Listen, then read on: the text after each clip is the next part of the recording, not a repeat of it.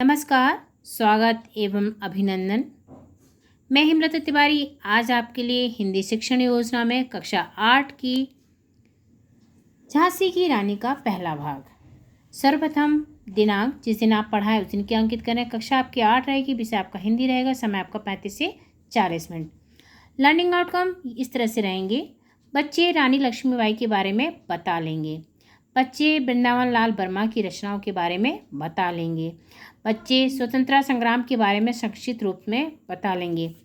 झांसी की रानी प्रकरण 1 सहायक सामग्री, श्याम पट पर चौक, दीक्षा ऐप पर उपलब्ध सामग्री, झांसी की रानी का चित्र, वृंदावन लाल वर्मा जी का चित्र। इसमें हम लोग स्वतंत्रता सेनानियों का भी चित्र दिखा सकते हैं। सीखने सिखाने की प्रक्रिया और गतिविधि। शिक्षण की शुरुआत में हमारा देश कब आज़ाद हुआ, हमारे देश में किस देश का कब्जा था, इसमें क्वेश्चन मार्क लगाना भूल गई।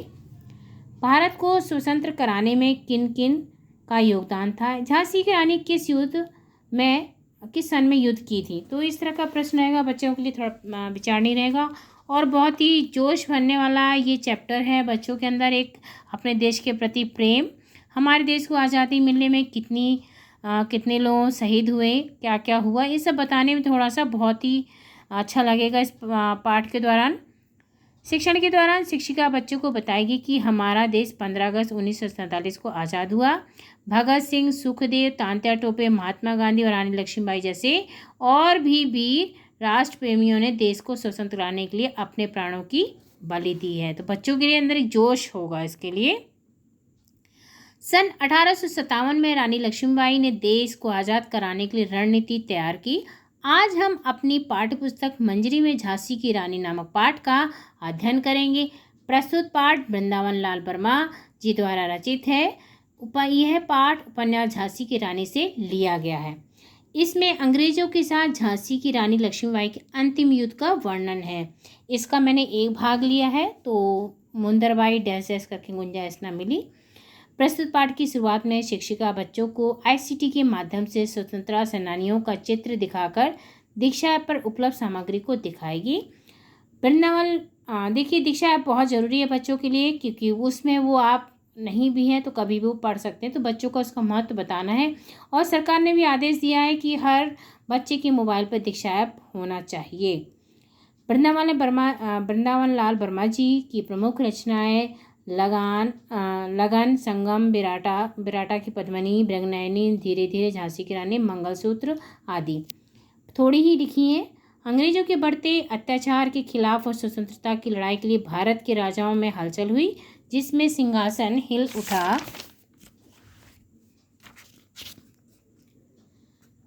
यह कविता सन 1857 के स्वतंत्रता संग्राम की परिस्थितियों की ओर झलक देता है। राजवंश अंग्रेजों पर गुस्सा हो गए। गुलामी के जंजीर में जकड़े जर्जर बूढ़े भारत को फिर से नया जोश का संचार हुआ।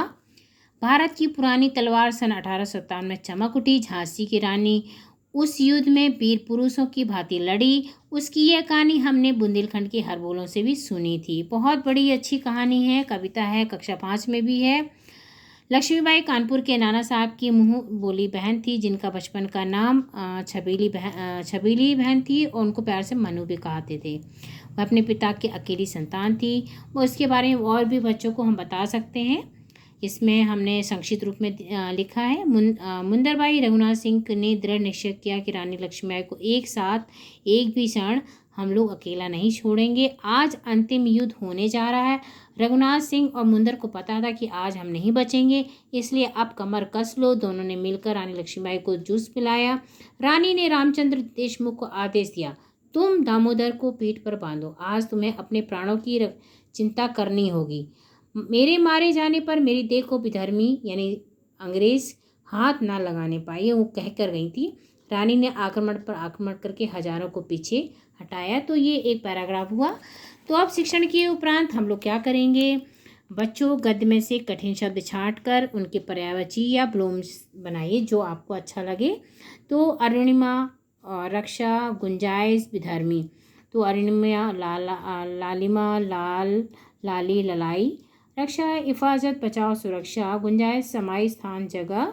विधर्मी धर्म के विपरीत आचरण करने वाला। देह मतलब शरीर और काया। युद्ध है लड़ाई रण संग्राम। अब आती है बारी गृह कार्य की। तो हम प्रदत्त गृह कार्य बच्चों को स्वतंत्रता संग्राम सेनानियों की एक सूची बनाने के लिए बताएं और जिसमें उनका जन्म और कार्य का विवरण भी लिखा हो। तो इस तरह से हम अब बच्चों को बता सकते हैं। आगे आगामी शिक्षण योजना में बच्चों को आगे का पाठ पढ़ने के लिए बता सकते हैं। तो इस तरह से हमारा आज का ये शिक्षण योजना समाप्त होती है। आगे के लिए वीडियो देखते रहें। मेरे चैनल को लाइक सब्सक्राइब अवश्य करें, जुड़े रहिए। आपका सहयोग आवश्यक है। आपका प्रेम और साथ मिला रहे हमेशा। धन्यवाद।